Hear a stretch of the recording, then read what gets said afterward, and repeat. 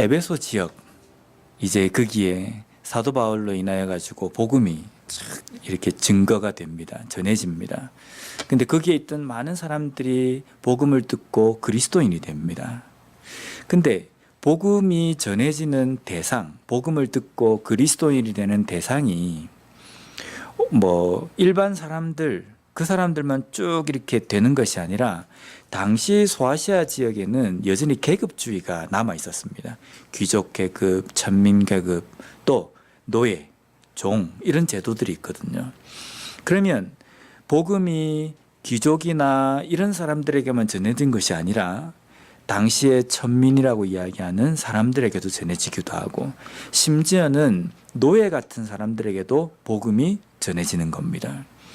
그러면 이제 우리가 함께 모여서 하나님의 말씀을 듣고 말씀을 공부하고 교회를 통하여서 하나님께서 원하시는 그 복음을 온전히 전하자라고 해서 교회라는 공동체를 만들어 놓으면 그 공동체에 모이는 사람들이 어떤 사람들이겠습니까?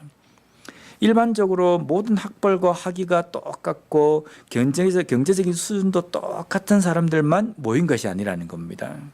요즘도 우리가 교회 안에도 보면 경제적인 지위라든지 경제적인 그 상태라든지 그리고 또 가지고 있는 지위라든지 아니면 학벌 여러 가지 것들이 너무 다양합니다. 근데 이 당시는 계급주의라는 게 남아있기 때문에 모인 사람들이 정말 계급이 위에 있는 귀족 계급도 있고 심지어는 노예, 종, 신분으로 그리스도인이 된 사람들이 교회 안에 쭉 모여 있다는 겁니다.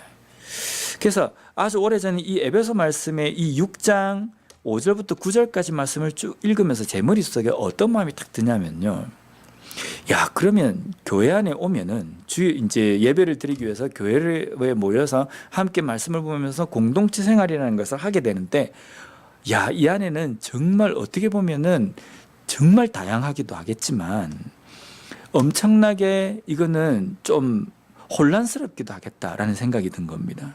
왜냐하면 상전인 내가 예수를 믿어서 교회에 왔는데 우리 집에 노예도 예수를 믿어서 함께 교회 안에서 있는 겁니다. 그럼 교회 안에 오면은 교회 안에서도 이 사람이 노예이냐? 교회 안에서는 복음 앞에 모든 사람들이 다 동등하고 평등한 겁니다. 그래서 내가 주인이기 때문에 교회 안에서도 노예인 내 종을 함부로 부릴 수 있느냐? 그렇지 못한다는 겁니다. 근데 여기에서 이제 갈등이 생기는 겁니다. 정말 복음에 의해서 도전을 받고 그래서는 안 된다고 생각해 가서 좋은 상전이 있는가 하면 그렇지 못한 상전도 있었을 거라는 겁니다. 야, 네가 우리 집에서 나의 종이기 때문에 여기 와서도 너는 종처럼 해야 된다. 그래서 너는 요 앞자리에 오지 말고 저 뒷자리에 가라. 시원한 에어컨 옆에 앉지 말고 더운 저 자리에 앉아 있으라. 이런 차별도 있을 것이고 분명히 교회 안에 차별도 있지만 또 그렇지 않은 그 경우도 있을 겁니다. 또 종의 입장에서도 보면요. 내 주인이 좋지 못하는 별로 안 좋은 상전이라고 한다면 교회에 와서 저 주인이 그렇게 딱 할 때 만약에 자기를 종으로 대접을 할 때 어떻게 하겠습니까? 어떻게 보면 그게 또 불만을 가지고 반감을 가지고 또 종의 그 주인에게 함부로 대하는 종도 있었을 거라는 겁니다.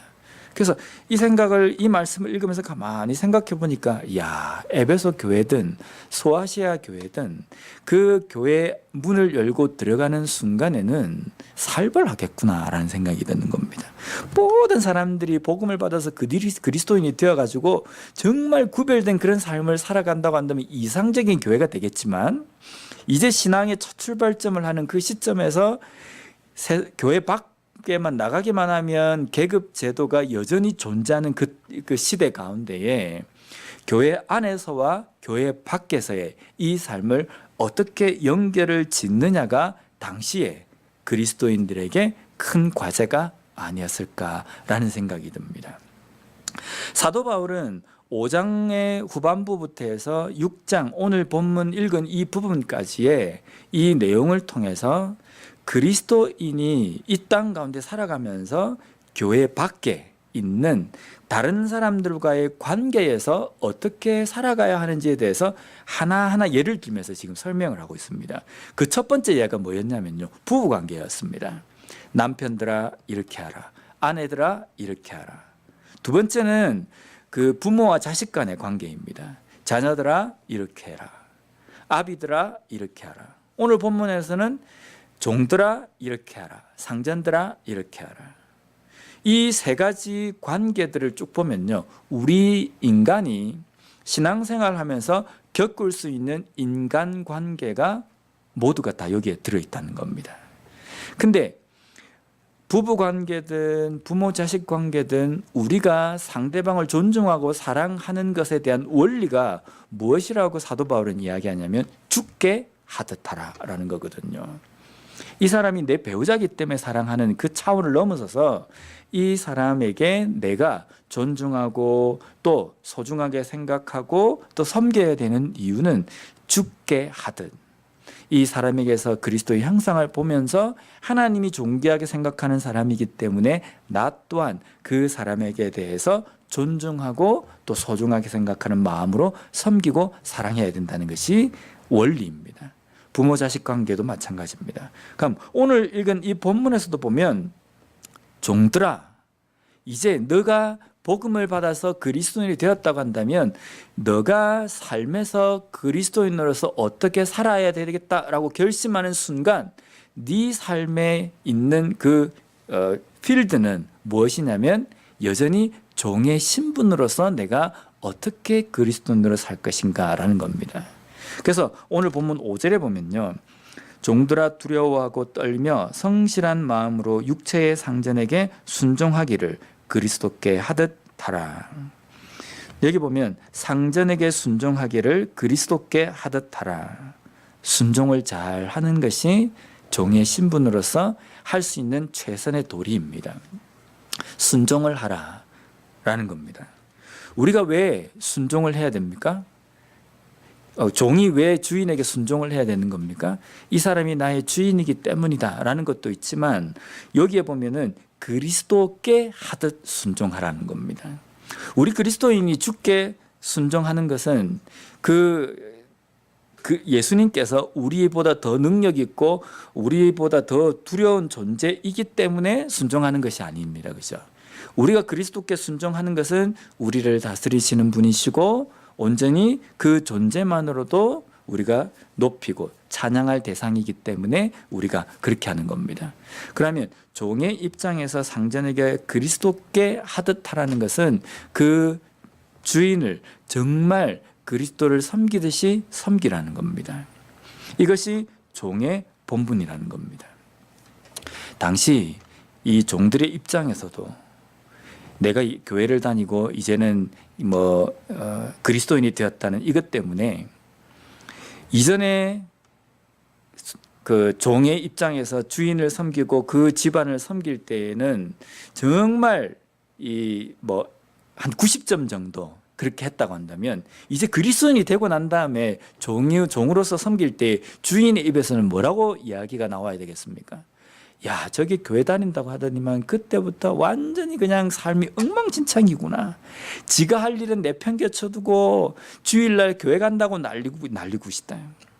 저게 그리스도인이다. 이런 소리를 들으면 안 된다는 겁니다. 어쩌면 종의 입장에서는 그리스도인이 되었기 때문에 야, 이전에는 제가 한 50점 정도밖에 되지 않는 종이었는데 예수 믿고 난 다음부터 그리스도인이 되고 난 다음부터 100점짜리가 되었다. 이런 소리를 들어야 되지 않겠습니까? 그래서 우리가 종의 입장에서 주인을 섬기는 것을 그리스도께 하듯 잘 섬기는 삶으로 실천할 수 있다라고 사도 바울이 이야기합니다. 그리고 또한 두려워 떨며 하라라고 이야기합니다. 이렇게 두려워 떨라라는 이것은요, 공포의 대상으로 여기라는 것이 아니라 정말 존경하고 경외하는 마음을 가지라는 겁니다. 마치 교회가 그리스도를 경외하듯이 말입니다. 근데 이 시대에는 이 종과 노예 제도라는 것이 없습니다. 노예 제도라는 게 없기 때문에 우리가 이 말씀을 어떻게 적용할까라고 생각하지만 우리의 삶에서도요, 똑같습니다. 나 혼자만 어떤 사업체를 가지고 있다고 한다면 별 문제가 없지만 우리가 일을 사회에서 일을 한다고 한다면 누군가의 밑에 일하거나 아니면 누군가를 내 밑에 두고 있는 일을 하게 되는 겁니다. 그러면 그 가운데에서 우리가 상대방, 함께 일하고 있는 사람을 내가 어떻게 대해야 하는지를 이 말씀을 통해서 우리가 적용할 수 있다는 겁니다. 내가 조금 지위가 높기 때문에 그 사람에게 함부로 대하거나, 또 내가 조금 그 사람보다 먼저 왔기 때문에 그 사람에게 더 이렇게 함부로 대하는 그런 행동이 아니라, 정말 그 가운데에서도 정말 그리스도인으로서 예수 그리스도를 섬기듯이, 그리고 나 자신을 사랑하듯이 그 사람을 대하면서 존중과 존경의 마음을 가져야 된다는 겁니다. 참 어렵습니다. 그렇죠? 왜냐하면 사람은 뭔가 하나 가지고 있으면 그것을 좀 뻐기기를 좋아하거든요. 내가 좀 더 저 사람보다 나은 게 있으면 어떻게 해서든지 나타내고 자랑하고 싶어 합니다. 이게 인간의 이게 본능인 것 같습니다. 근데 이것을 제어하고 정말 다른 사람을 나보다 더 높게 생각하고 섬긴다는 것은 참 어려운 겁니다. 근데 좋은 상관을 만난다, 종의 입장, 아니면은 내가 누군가의 어떤 일하는 사람의 입장으로서 좋은 상관을 만나는 것도 복이라고 이야기합니다. 제가 뭐 직장 생활을 그렇게 많이는 해보지는 않았습니다. 대학 다닐 때 아르바이트나 이런 것들 했지만, 제가 뭐 지금까지 하면서 어떻게 보면 일이라고 한다고 한다면 부격자의 생활이잖아요. 이 부격자들 사이에, 사역자들 사이에서 이런 말이 있습니다. 좋은 담임 목사를 만나는 것도 복이다라는 거거든요. 이게 교회라는 것이 절대 계급 사회도 아니고, 뭔가 담임 목사라는 것이 권력도 아닙니다. 그런데 교회의 이 뚜껑을 열고 안을 들여다보면요, 담임 목사라는 이 자리가 마치 절대 권력의 자리처럼 되어버려 있습니다. 그래서 교인들이 뭐 대부분의 사람들이 A라는 것을 원하지만 마지막 최종 결정권이 담임 목사에게 있는 것처럼 되어버렸습니다. 아니라고 부인하지만 실제 교회가 돌아가는 행정이나 이 모든 것들이 보면 그렇게 되어버린 겁니다. 이게 결코 성경적이지가 않거든요. 그래 놓으니까 이 교회 안에서 담임 목사에게 있는 어떤 뭐 권력이라는 표현이 좀 그렇지만 힘이라는 것이 그쪽으로 편중이 되어 있습니다. 그런데 그 편중되어져 있는 교역자라는 그 또 모임 안에는 담임 목사도 있고 부교역자라고 이야기하는 사역자들이 있습니다. 이 공동체는 정말 폐쇄적이거든요. 이 안에 일어나는 일들을 성도들에게 이야기를 할 수가 없는 겁니다. 근데 그 안에서 좋은 담임 목사님은 부교역자들에게 정말 인격적으로 잘 대합니다. 그래서 함께 동력하는 동력자 의식을 가지고 사역을 합니다. 근데 그렇지 못한 담임 목사님들이 있다는 겁니다. 그래서 사역하는 교역자들에게 이 교회가 큰가 작은가 이게 문제가 아니라, 여기에 있는 담임 목사님이 정말 인격적이고 정말 좋으신 분인가, 그것을 먼저 따지는 겁니다. 그래 놓으니까 그 안에서 일어나는 일들이 보면은 어떤 때에는 진짜 이게 진짜 교회 안에서의 조직인가라고 싶을 정도의 일이 그 안에서 일어납니다. 뭐 세세하게 구체적으로 이야기는 하지 못하지만 아마 여기저기서 들어서 뭐 짐작은 하실 겁니다.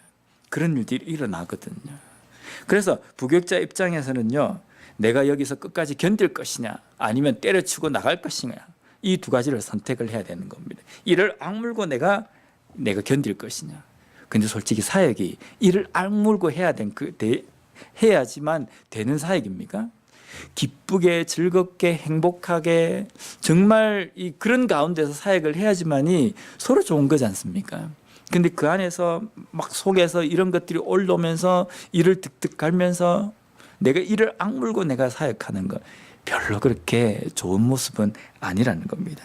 근데 실제 이런 일들이 일어나고 있다는 겁니다. 근데 그럴 때 부교역자 입장에서 우리 담임 목사님은 행동이 이렇고 저렇고 여기 가서 떠들고 저기 가서 떠들고 충분히 그럴 수 있습니다. 그죠? 근데 성경에서 우리에게 이야기하는 것은 그러한 상황 가운데에서 그러한 위의 사람에게도 죽게 하듯 그리스도를 섬기듯 하라라는 것이 우리에게 명령하시는 하나님의 말씀이라는 겁니다. 정말 힘들어요. 이런 대우를 받는데 내가 그 사람을 주 그리스도를 대하듯이 한다라는 것은요, 정말로 이게 내 삶에서 하나님의 말씀으로 인해서 완전히 꼬꾸라지지 않고서는 이게 잘 되지 않는다는 겁니다. 그리고 오늘 본문에서도 보면 종들에게 이야기하는 것은 성실해야 한다라고 말씀합니다. 종은 상전의 집안일을 맡은 사람입니다. 그래서 상전으로부터 녹을 받아먹는 사람입니다. 그래서 상전이 시키는 그 일에 대해서 성실해야 됩니다. 그러면 어떻게 하는 것이 성실한 것인지 6절에는 구체적으로 언급하고 있습니다. 6절 말씀을 보면요, 눈가림만 하여 사람을 기쁘게 하는 자처럼 하지 말고 그리스도의 종들처럼 마음으로 하나님의 뜻을 행하고. 종의 입장에서는요, 종살이를 잘 한다고 해서 주인이 인센티브를 주지 않습니다. 야, 넌 참 잘했구나, 그래서 내가 너에게 보너스를 주겠다. 종이 그렇지 않거든요. 주인의 입장에서는 종이 아무리 잘해도 저 종이 해야 할 일을 한 겁니다. 그래서 종의 입장에서는 그냥 시키는 것만 하고 주인이 볼 때만 잘하면 되는 겁니다. 주인이 보지 않고 또 시키지 않는 것은 굳이 내가 앞장서서 할 필요가 없다는 겁니다. 제가 대학 때 이제 대학 2학년을 마치고 군대를 가게 됐습니다. 군대를 가는데 저희 대학부 선배들이 저를 앉혀놓고 하는 이야기가 뭐냐면, 너 군대 가서 신병 교육을 받을 때 이제 자대 배치나 이런 걸 받으려고 하면 대기하는 중에 부대에서나 아니면 그런 사람들이 와가지고 이거 할 줄 아는 사람, 저거 할 줄 아는 사람 손들으라고 그러는 겁니다. 그때 절대로 손들면 안 된다라고 신신당부를 하는 겁니다. 왜 그렇습니까? 그냥 뭐 할 줄 아는 사람이 가만히 있다가 많은 사람들이 가는 그 길을 가면서 묻혀서 그냥 군 생활을 마치면 제일 편하다라고 이야기하는 겁니다.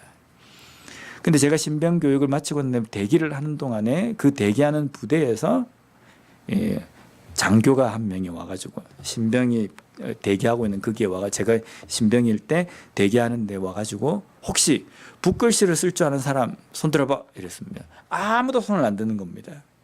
근데 저는 깜빡하고 제가 중고등학교 때 붓글씨를 좀 써가지고요, 제가 손을 탁 든 겁니다. 너 나와 이러는 겁니다. 그 나갔습니다. 나갔는데 또 한 명이 손을 들었어요. 근데 그 친구는 붓글씨를 한 번도 써보지도 않았는데 가면 편할 것 같아가지고 온 겁니다. 그래서 이 장교는 붓글씨를 쓸 줄 아는 사람에게 뭘 부탁을 하려고 했냐면, 첫 번째는 그 쓰리스타가 그 대령에게 상장을 써야 되는데 그 상장을 쓰는 차트병이 그 휴가를 가버린 겁니다. 그래서 쓸 사람이 없는데 지금 쓰리스타가 명령은 내렸고 이걸 받지 뭘 해야 되는데 이제 할 사람이 아무도 없는 겁니다. 다행히 이제 신병까지 온 겁니다. 그래서 제가 손을 두고 간 겁니다. 그래서 상장을 쫙 썼습니다. 쓰니까 잘했다면서 하는 겁니다. 인센티브가 없습니다. 잘했기 때문에 너를 편한 데 보내주겠다 이런 것도 없습니다. 그 다음 무슨 일을 시키냐면요, 대기하는 제 동기들은, 신병들은 아침에 와서 그늘에 앉아가지고 대기하고 있다가 점심때 되면 밥 먹고 또 오후에 또 그늘에 앉아서 대기하는 겁니다. 근데 저는 그때부터 무슨 일을 했냐면 그 부대 안에 있는 모든 차트를 새로 다 작성하는 겁니다. 옛날에 이렇게 궤도로 이렇게 교육을 시켰거든요. 요즘은 뭐 PPT나 그걸로 하지만은 빔 프로젝트나 이런 걸로 하지만, 당시에는 차트로 손을 일일이 다 써가지고, 그래서 차트실에 딱 가면은 그 차트들이 쫙 꽂혀 있는 겁니다. 걸려 있는 겁니다. 그래서 무슨 교육 그러면 그 차트를 들고 와가지고 딱 걸고 이렇게 하는 겁니다. 근데 그 만들어 놓은 게 너무 낡았는데 그걸 모든 걸 다 새로 다 적는 겁니다. 양이 어마어마하거든요. 책 몇 권의 분량입니다. 그걸 제가 그 대기하는 기간 동안에 쓰기 시작한 겁니다. 함께 붓글씨를 쓴다고 온 애가 붓글씨를 전혀 못 쓰는 겁니다. 그러니까 어떡합니까? 얘는 그냥 옆에서 보조만 하면, 뭐 보조할 게 뭐가 있습니까? 글씨는 저 혼자 다 쓰는데. 정말 진짜 거기에 있는 차트를 거의 다 그냥 제가 이제 쓴 겁니다. 제 동기들은 쉬고 있는 동안에 쉬고 있는 동안 저는 쓰고. 그래서 그걸 쓰면서 제가 생각합니다. 내가 미쳤지. 내가 왜 나서가지고 이 고생을 하고 있는가. 그때 선배들이 하는 이야기가 생각나는 겁니다. 튀지 말라. 그냥 시키는 것만 하면 된다. 그때 생각이 딱 나는 겁니다. 근데 종의 입장도 안 그렇겠습니까? 뭐 잘한다. 주인님 제가 그거 할 수 있습니다. 나설 필요가 없는 겁니다. 왜냐하면 시키는 것만 잘해도 그냥 그렇게 가는 거기 때문입니다. 근데 이 종의 입장에서 주인의 눈보다 이제는 그리스도인으로서 더 두려운 눈이 있는 겁니다. 그게 뭐냐면 하나님의 감찰하심입니다. 하나님의 감찰하심은 우리의 겉모습과 나타나는 행동에만 집중하시는 것이 아니라 우리가 마음에 어떤 마음을 품고 있느냐라는 것을 살펴보시는 거거든요. 그렇기 때문에 육신의 상전이 시키지 않는 일이라 할지라도 이것은 하나님께서 나에게 이런 재능과 능력을 주셔서 이럴 때 섬기라고 주신 것이다. 나서야 되는 겁니다. 물론 나선다는 표현이 좀 그런데요. 내가 내 마음 가운데 이것을 해야 되겠다고 생각한다고 한다면 누군가가 시키지 않아도 최선을 다해서 하는 것.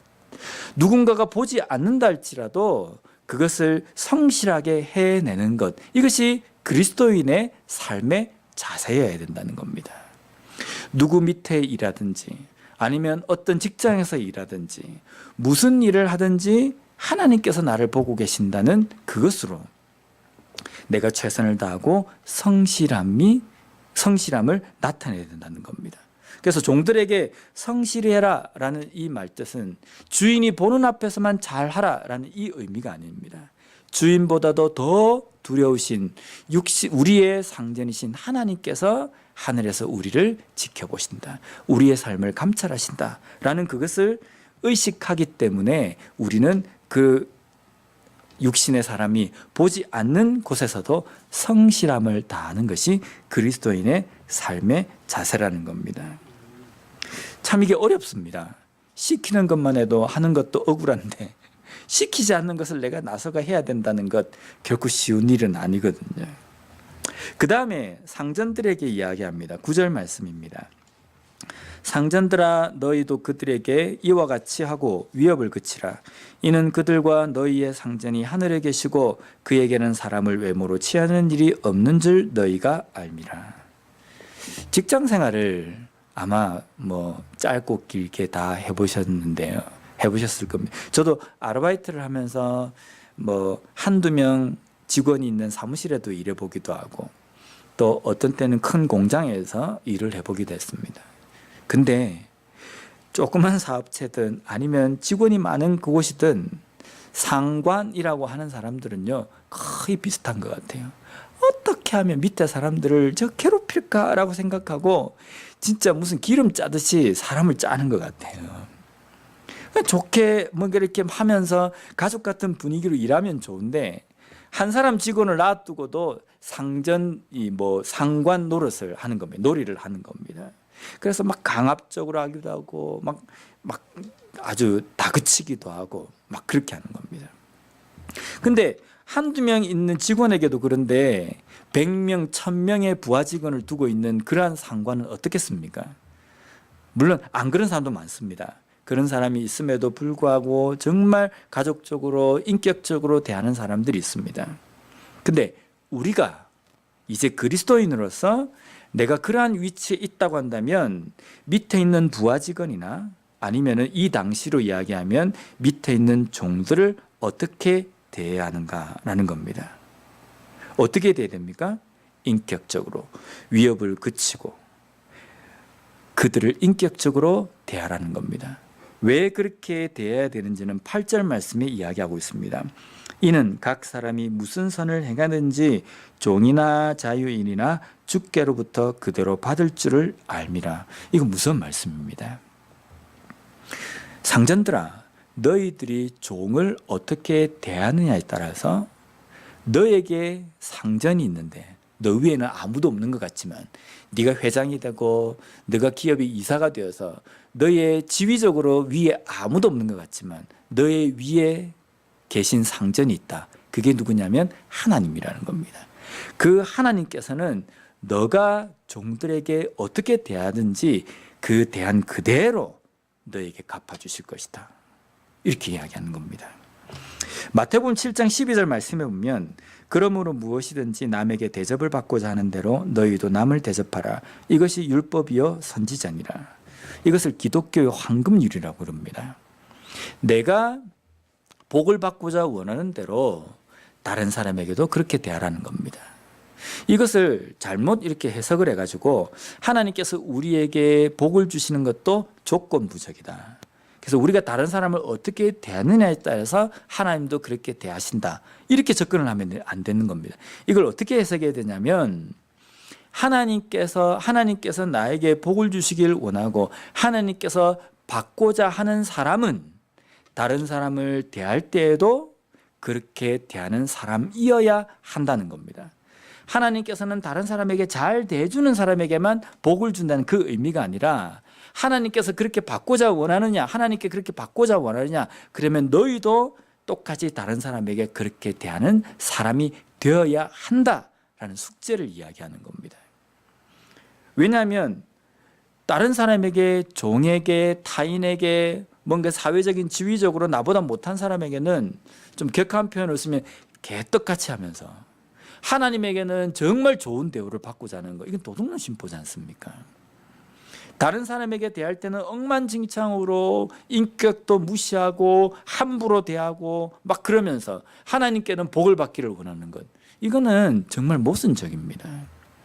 정말 하나님께서 기뻐하시는 사람이라고, 그러한 사람은 삶을 살아갈 때에 누구를 대하든지 인격적으로 대하는 겁니다. 또 누구를 대하든지 그리스도께 하듯 하는 겁니다. 상전뿐만 아니라 손 아래 사람도, 또 나보다 뭔가 다른 부분에 대해서 그렇게 썩 뛰어나지 않는 사람을 대할 때에도 누구를 대하든지 높여주며 겸손하게 그리스도를 대하듯 살아가는 그러한 삶을 사는 사람, 그러한 삶이 진정한 그리스도인, 복음을 온전히 받은 사람의 삶이라는 겁니다. 이제 우리 주변에는 종도 없고 상전도 없습니다. 종도 없고 상전도 없지만 종처럼 생각하고 상전처럼 생각해야 되는 사람이 있습니다. 종처럼 우리가 여기는 사람도 있고 상전처럼 우리가 여겨야 되는 사람도 있습니다. 종처럼 누군가를 여겨서는 안 되지만 그러한 위치에서 내가 대하는 사람이 있습니다. 그런 사람을 대할 때에도 무시하거나 인격적으로 모독하거나 아니면 함부로 대하는 삶이 아니라 그런 사람을 대할 때에도 죽게 하듯 그리스도께 하듯 섬기고 나 자신을 사랑하듯이 그 사람들을 사랑할 줄 아는 것이 그리스도인입니다. 또 상전을처럼 대해야 되는 사람들이 있습니다. 그 사람들에게도 정말 눈가림만 하듯이 섬기는 것이 아니라 그리스도께 하듯 섬기고 높이며 경외하고 존중해야 된다는 겁니다. 이것이 그리스도인이 다른 사람을 대하는 삶의 원리입니다.